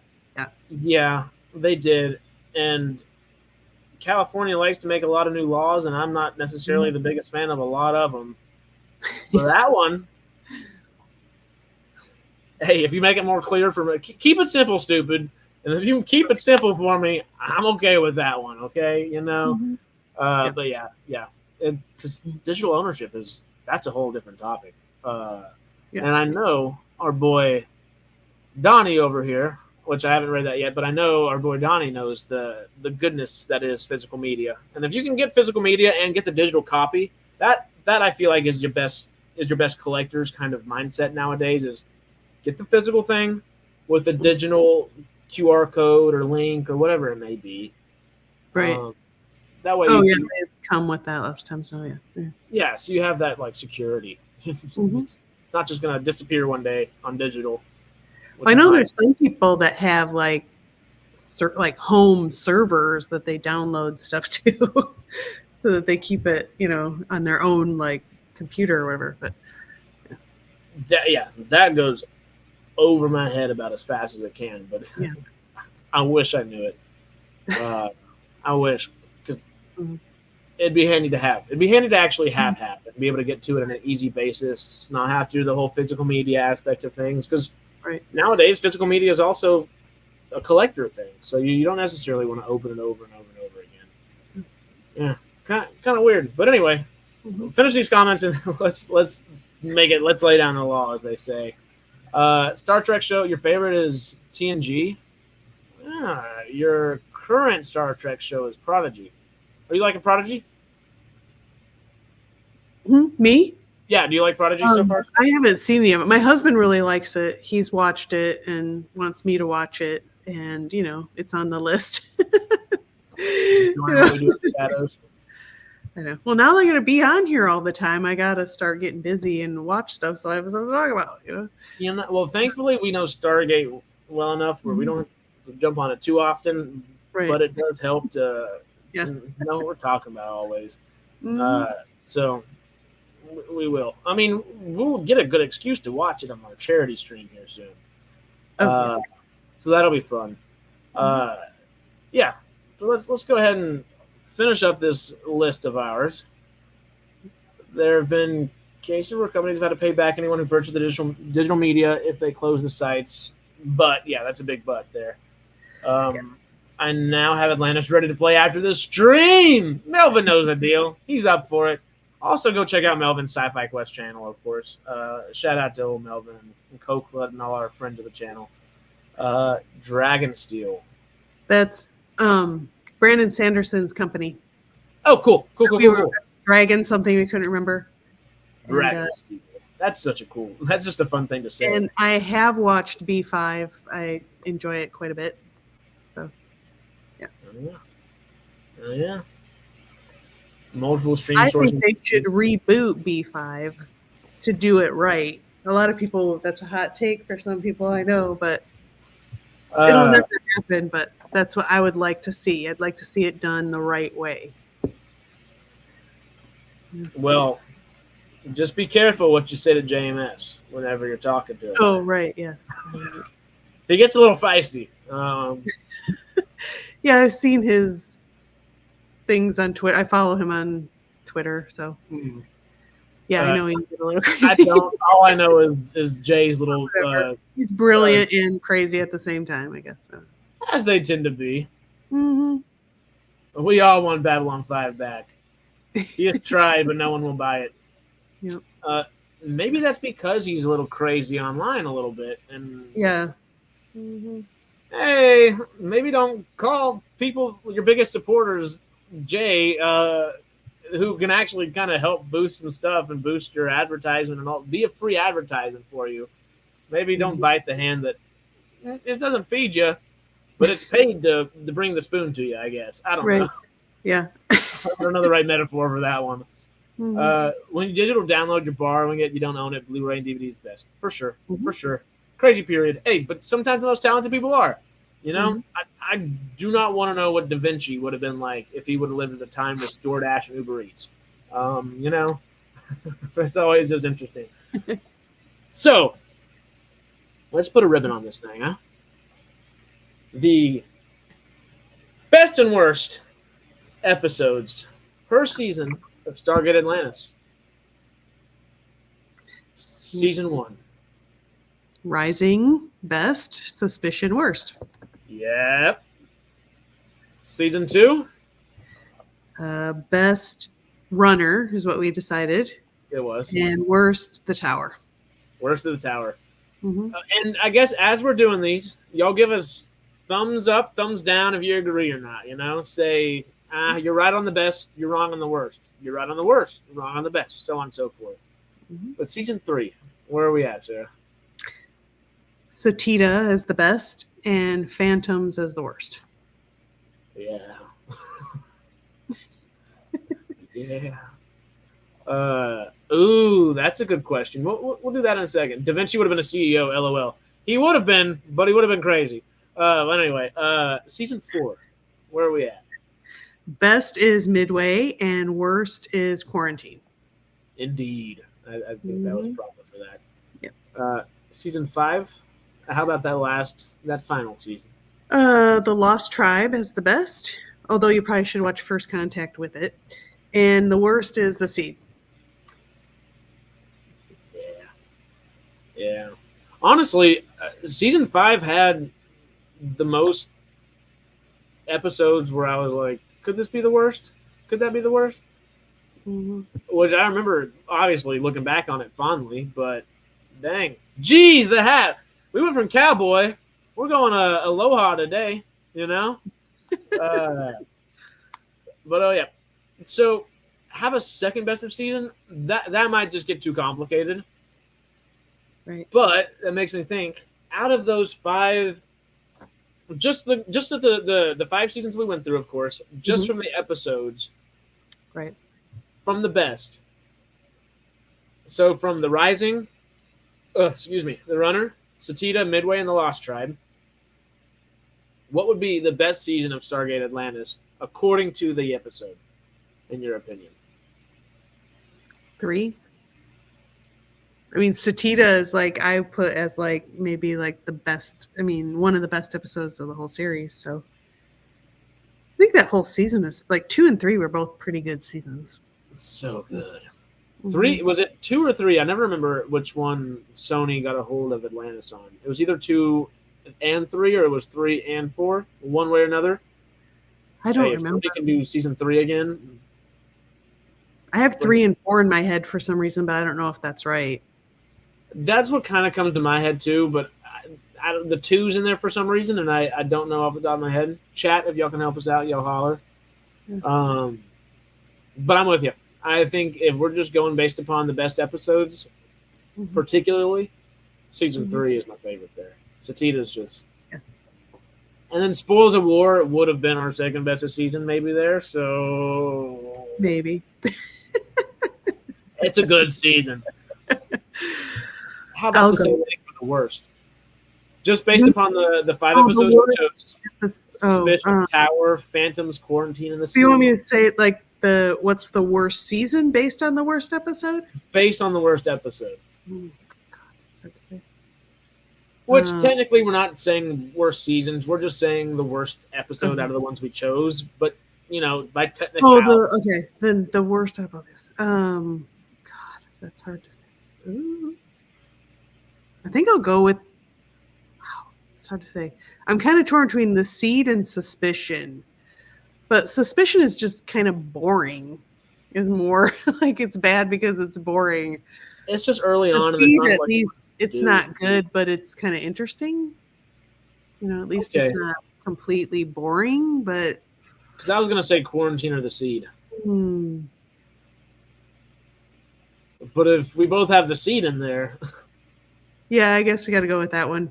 I mean, Suspicion at least does kind of you get a little development of the world and it like sets the stage. I forget what Taylor's people are called. I didn't write it down, but whatever. Or Athosians or whatever. Athosians, there we go. Yeah. Yeah. Yeah. I was like, oh god, that's something that should just pop into the brain, and it didn't. Right. Yeah. What happened to the Siege parts 1 and 2? But I was late to the stream.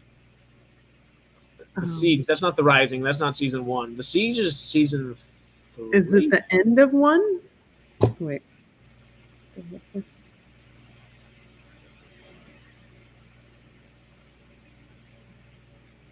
Or is it season 2 and it leads into Allies? It's the last 2 episodes of season 1.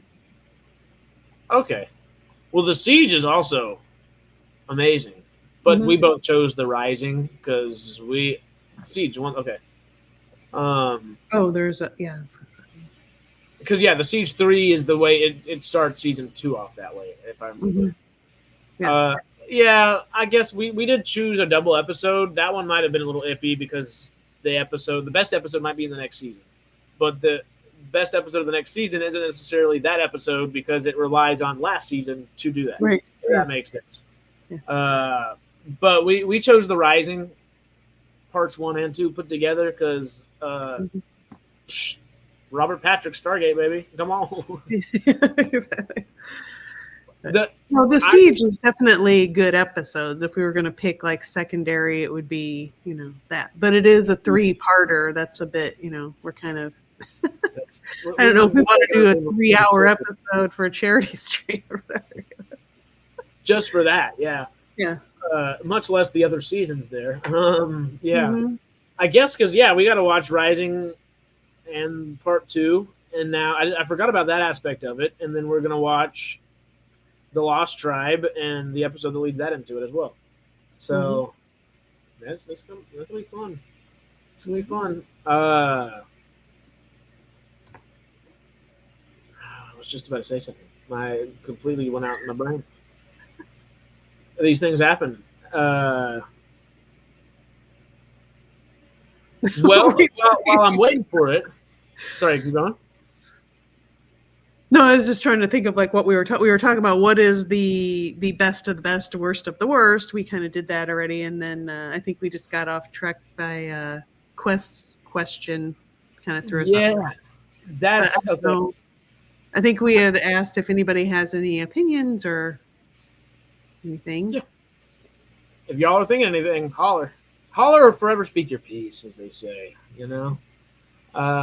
But the tangent that I was not really a tangent, just because I watched all of it all, like, I was chronological and I was watching Stargate for the first time during the pandemic. And I loved seeing Robert Patrick in there. Either, I think it's right before in SG1 that Michael Rooker comes on, and he's there for one episode as just like, he's a colonel. He's a colonel at the same time. I think, I don't think Cam's in there. I think RDA is still in there. So it's 7, maybe. It's either 7 or 8. 7 sounds about right. Yeah. Because in 8, Jack really wasn't going on very many missions and stuff. He was staying at the SGC. And this was the one. Him and Daniel get into a big fight because they find what are those like kind of lizard-like people that Daniel connects with? Oh, the Unas. Yeah, or no, I don't think it's that, because it's the one where he's the colonel of the Alpha site. Whenever we have the episode on the Alpha site. Oh, right. Okay. I'd have to refresh my memory. But it's time for me to do a Stargate watch through again. It's been a couple years. I know. Well, we got a good way to start that off with Charity streams here soon. Also, the return part 1 and 2. Also, yeah, very good. Pegasus Project. All everything is good. Yeah. But yeah, no, just the fact that we got Michael Rooker and Robert Patrick in just like one episode each of Stargate still kills me. Robert Patrick's dead in Stargate. Spoiler, obviously, y'all know this if you made it to season 5 of Atlantis. Because it's only the first episode that happens. Right, they just got him to guest star or whatever for one episode. But we have Michael Rooker in lore, and he doesn't die. Whenever we get new Stargate, you hire Michael Rooker back, Amazon and MGM and Sony, any day, every day, as often as possible. Yeah. Michael Rooker is trying to mine a plant that belongs to the Unas. Okay, that is the one. Okay, that's right. Yeah. That's right. And they do get pissed off at each other. Okay. Yeah. Because I was like, it's not early on, because the early on Alpha site, that's the Tok'ra versus the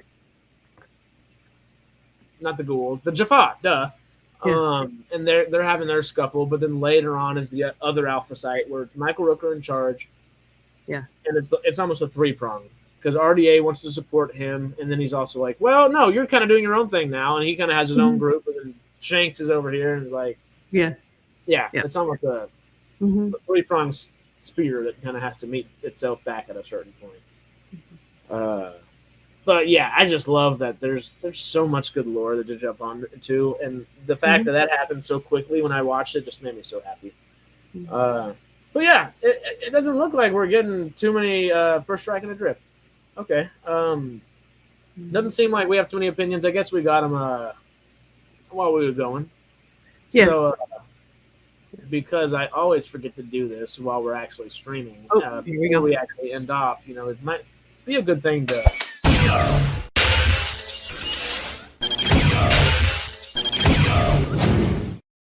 Especially on a Stargate episode, What was that? Stargate Outpost episode. One day, maybe we can say Stargate episode. We're shooting for it. Quest says, "Come sit by my fire." That's what RDA says in that episode, I think you're quoting it. I'm pretty sure.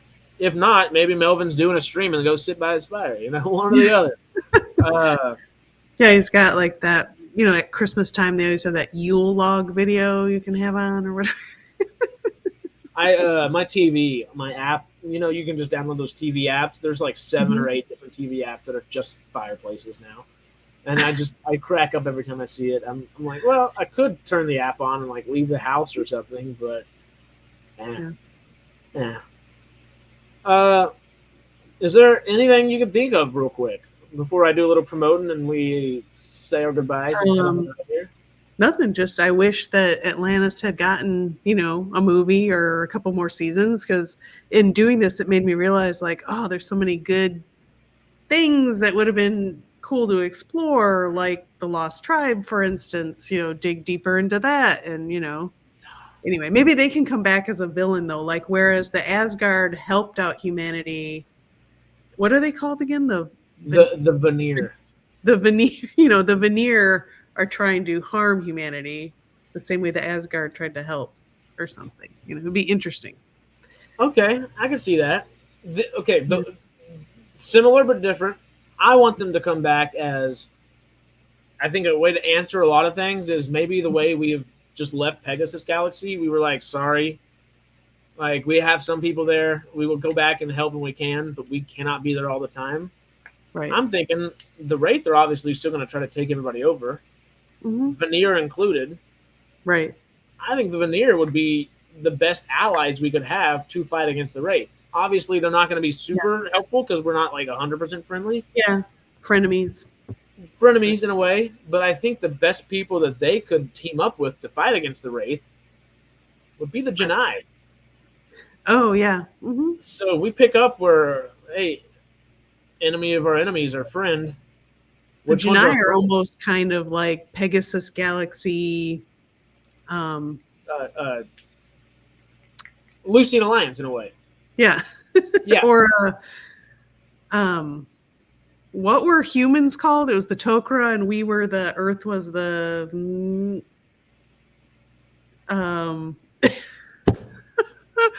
There's people screaming at their computers. I know. My brain's screaming. It's just not screaming the right thing right now.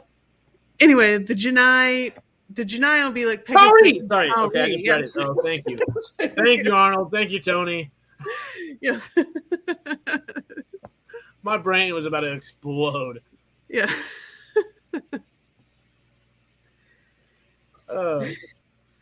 Yeah. That would be interesting. Oh, or they just take it. And then that kind of does that, like how Jamie's always talking about, like, we got too advanced and we got to somehow have a reset. That would be a way to do it. Or what if the Veneer found out that Wraith DNA will help them in their cloning? And so they become like a little bit Wraith to survive or something. That would be so crazy. Almost what we were saying with Todd and Michael trying to do that, but introduce an Asgardian aspect to it. Which then being technically parasites and I mean, not parasites. They're just parasites because that's the action they take and how to feed. But they're bugs. They're giant bug people, essentially. Yeah, bug people. Bugs are easier to replicate DNA of than people, I would assume. Maybe not, but I would assume that it'd be easier, especially just they have clones of themselves and people in hives strung up, just sleeping for hundreds of years, thousands of years, whatever it may be. We could do a lot with that. And as a fan base, we'd love it. Right. Yeah, because I was almost thinking, like, I finally got the quote right, enemy of the enemy is a friend. But who's your friend in that situation? If I'm just saying, if the Veneer and the Janai have teamed up and the Wraith are there, cicada people, that's hilarious.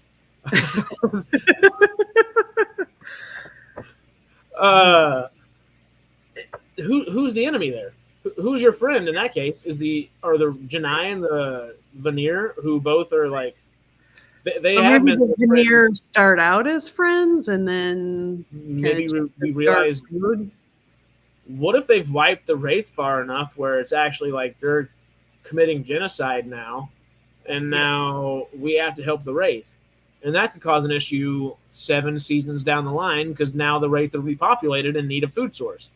I don't know. There's so many ways to take it. There's just a million things you could do with that. It'd be, I mean, just so many stories, So Wraith wakes up at the start of SGA and gets told to attack Atlantis. Oh, no, not again.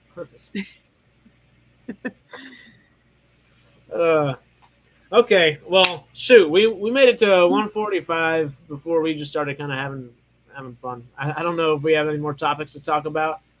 So I got to get on the ball with SGU if that's what we're doing next week.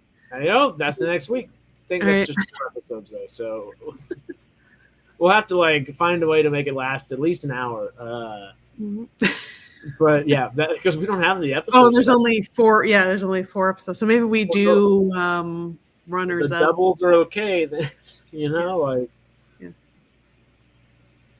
maybe we each pick like 3 episodes from each season or something. And I was about to say maybe we could do an arc, like because they did like either 3 or 4 arcs per season kind of deal. So we could do our favorite arc from SGU, or we could do our favorite and our runner-ups as well, and that could be it. We'll message about it. We can text about it and figure it out. Yeah. Also, y'all make a poll of the picks. Hey, there you go. That'd be cool. Yeah. I don't know how to do that from StreamYard into here. I might be able to try to figure that one out. I know we can do it on the community page, but obviously that's difficult having to back out of the stream, go to that, come back to the stream, catch up to the stream, so on and so forth. Are you going to include the Kino episodes? Yeah, we have to. Everything. Those would be in the worst for me in season 2.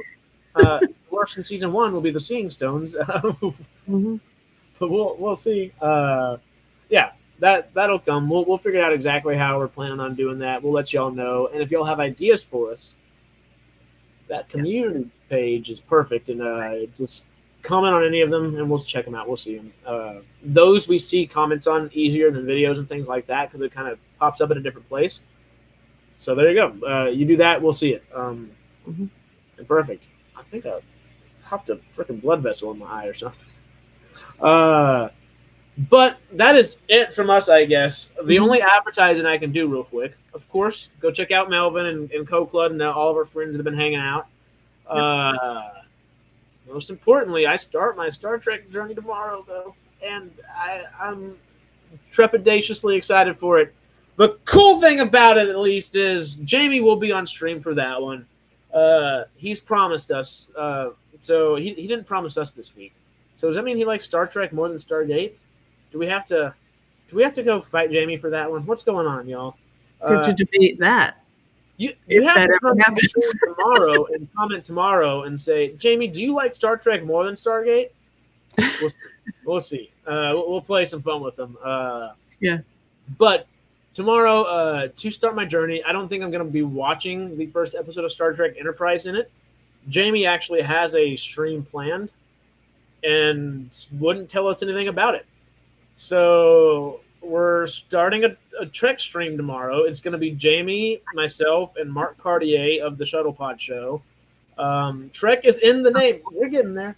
But Mark Cartier, Jamie, and I will be doing a stream tomorrow, and I'm just intrigued to see where it goes. I'm not entirely sure where it goes. It will be the beginning of my Star Trek journey.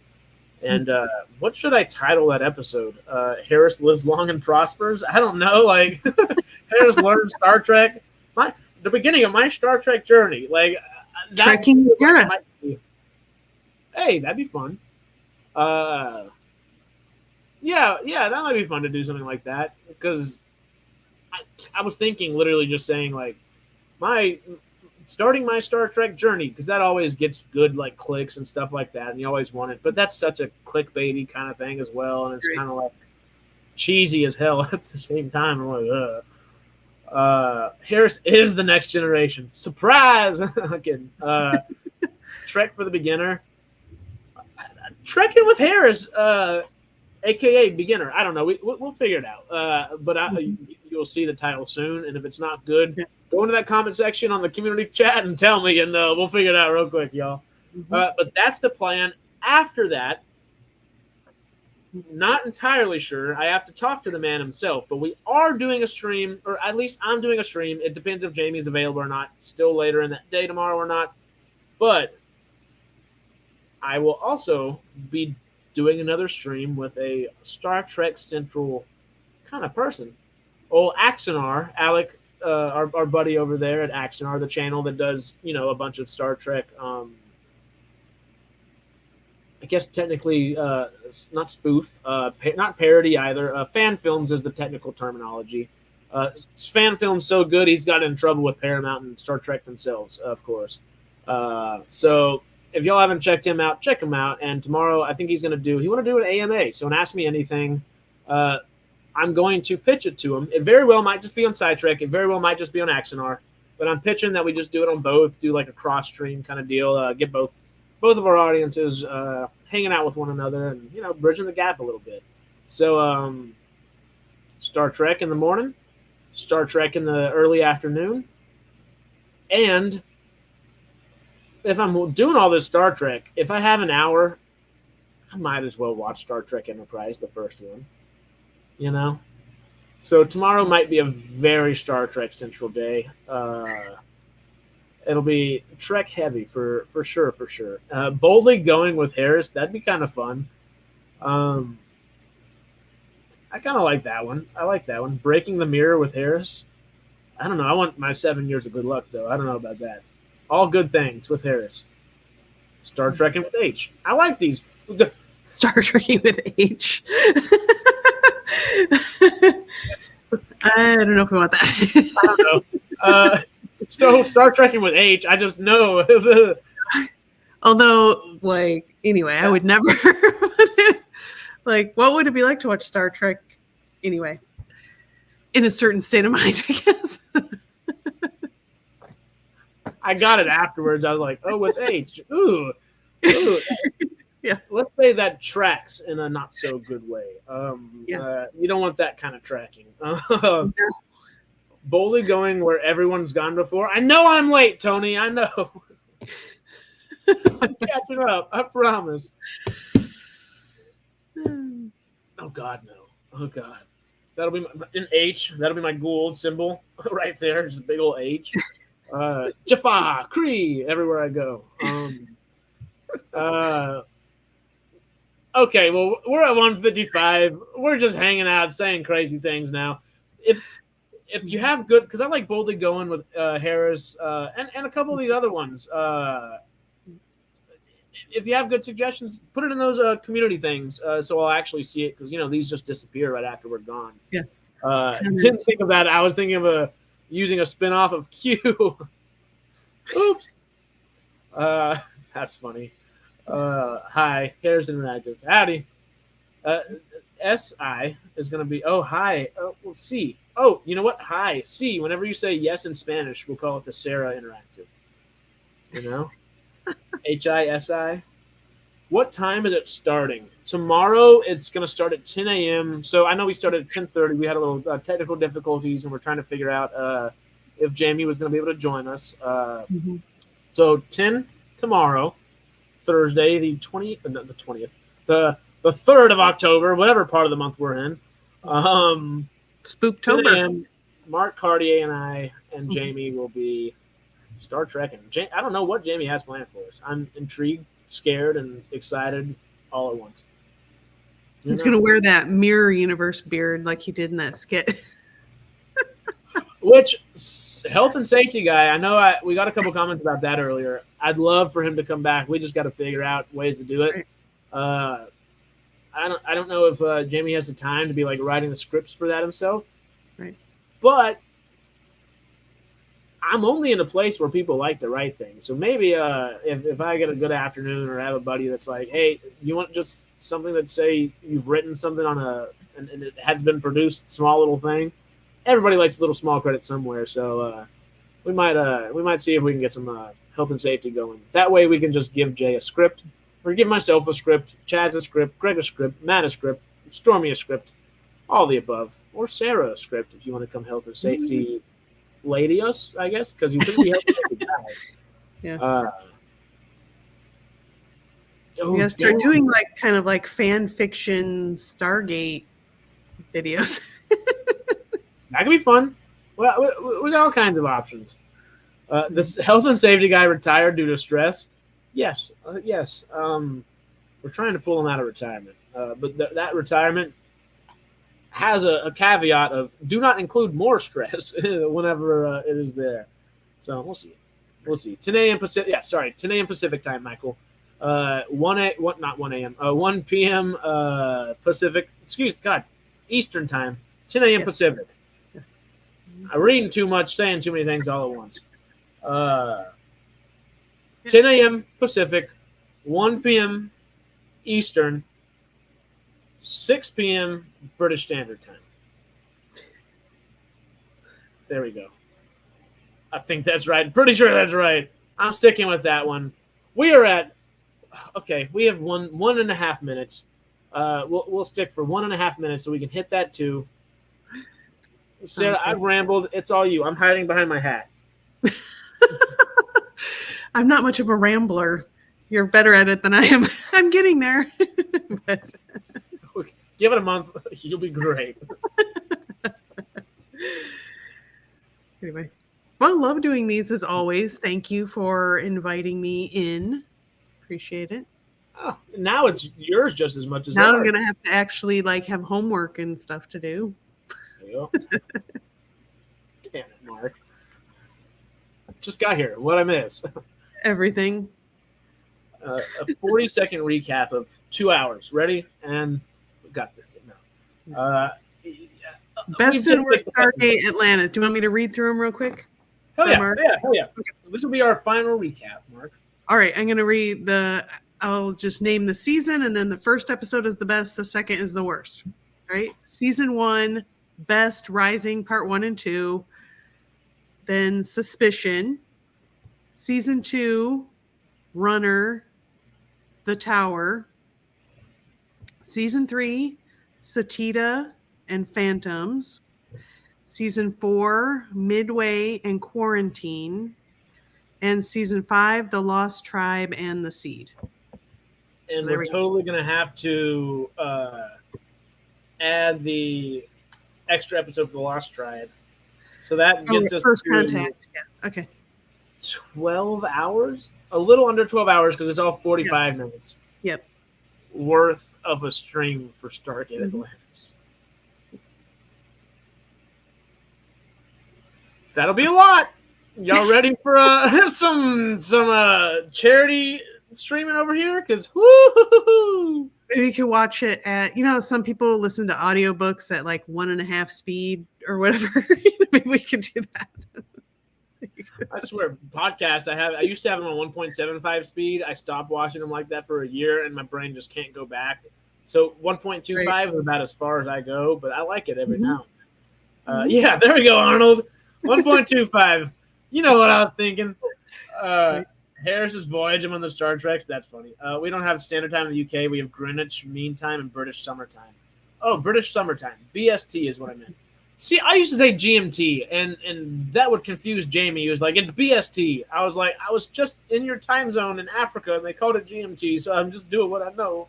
I guess it's the same thing. It changes back to GMT on the 27th of October. Oh, maybe I was totally wrong then. Is that when we do I don't know when our time changes, the fall back or whatever. When is that? I don't know if that's the same time or not. So the UK has, that's interesting. I guess whenever we have daylight savings time, you change what you will call your time zone as well, because it's a different time. It's a different time period. I don't know. I never thought about it. I remember this, when you guys were doing Sundays, it was at 10 and then it switched to 9. But anyway, November 3rd is when we do the 1 hour back. So they do it probably October 27th or whatever. I don't know. Anyway. That gets so confusing. It just makes things confusing. It's maybe let's not politicize time. Can we just have just a standard for everybody, please? Well, they're talking about getting rid of it because there really isn't any reason to do it anymore. All it is just not. I guess it's kind of control, but it's it's the smallest version of control you could have. Why is it? Why? Why? Right. It's just I got to tell you what time it is. Mm-hmm. All right. What time is it?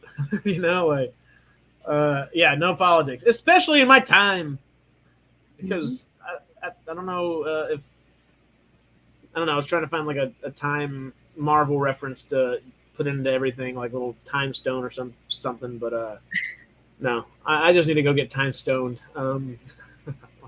I saw a dad joke. I took it. They need to move to do the move ahead and keep it there. Mm-hmm. We're Yeah. with you, I think. I think we're with you there, Cal. Okay, Mm-hmm. Sarah, you want to get us out of here? Sure. Hit the like button, subscribe. We got to do the Zat thing. Join the Patreon. We should probably put that anyway. But I think that's in the count. Is it below in the description? As everybody always goes like down below. Everything down below. Yeah. Should have a Patreon which gets unedited versions of videos out early. There's only been one of the last couple weeks, but we're gonna get a bunch more out soon. Don't worry on there. It is worth your time because you will also have access to these YouTube membership streams, which will be the Star Trek Watch Party. And because we might need a little backup on a freaking 12-hour stream on a Wednesday, because I don't know if any of us can do 12 hours on a Wednesday, we'll be going back and forth as much as we can. We'll take shifts. I'm going to try and see if I can talk to Chaz and get him excited enough about getting his Stargate Atlantis watch party going. Because if he can get through a bunch of Stargate Atlantis, maybe we can get him in our on a shift, maybe an earlier shift or something like that, but a shift nonetheless, so we have a little backup. And I know Greg's so busy. We'll see if we can try to get him a little bit. It's a Wednesday, so it's hard for Stormy. Maybe when Matt gets home, we can get some Matt, but we'll try. We'll see what's going on for that. Right. That'll be a fun one. The passion of the. Anyway, we love y'all. We appreciate y'all. Yep. And we'll see y'all. All right. Bye.